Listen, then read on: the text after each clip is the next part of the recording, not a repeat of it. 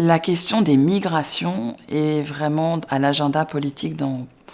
plein de pays européens et on sait aussi que ça crée beaucoup de peur et d'angoisse auprès d'une partie de la population. Et ce qui est intéressant, c'est déjà de savoir est-ce qu'il y a vraiment tant de réfugiés ou de personnes qui viennent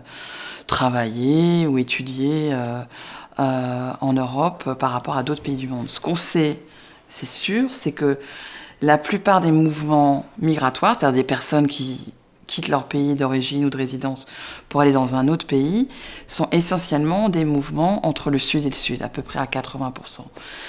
En Europe, l'Allemagne accueille beaucoup de réfugiés, mais en fait, le premier pays qui accueille les réfugiés, c'est la Turquie, suivi par l'Iran. Il y a les pays comme le Pakistan aussi et le Soudan du Sud. Donc pourquoi cette obsession ? Parce que c'est vrai que les images qu'on voit, que ça soit des bateaux remplis en Méditerranée, voire même des personnes dans des camps, nous fait croire qu'il y a vraiment énormément de gens à nos frontières. Alors pour le comprendre, moi je me suis intéressée à ce qui s'est passé depuis la mise en place de ce fameux accord de Schengen, qui était entre 5 États, le Benelux et la France et l'Allemagne, et auquel la Suisse participe aussi.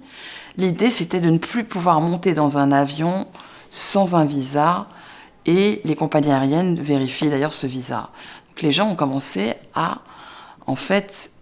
ceux qui ne pouvaient pas payer, par exemple, le visa, ou qui n'avaient pas les documents,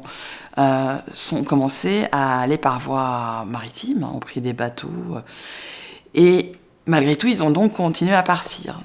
Et donc, comme les personnes chargées de ces questions-là au niveau européen sont essentiellement des gardes frontières ou la police ou les forces militaires, on a maintenant une agence européenne, des opérations de contrôle, on a mis des barbelés et des murs, et on contribue en fait à cette image d'une Europe avec des barricades, alors que c'était bien ce système d'écluses pour empêcher les migrants indésirables d'arriver dans les années 80 et 90 qui